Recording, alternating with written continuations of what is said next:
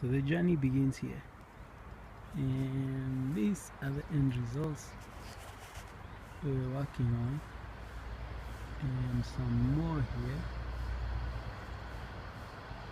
and this is what the garden looks like right now. And just managed to prepare 2 seed beds,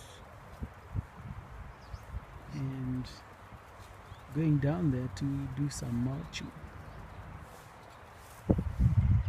You have to have the tools, you have to be ready for the hard work. So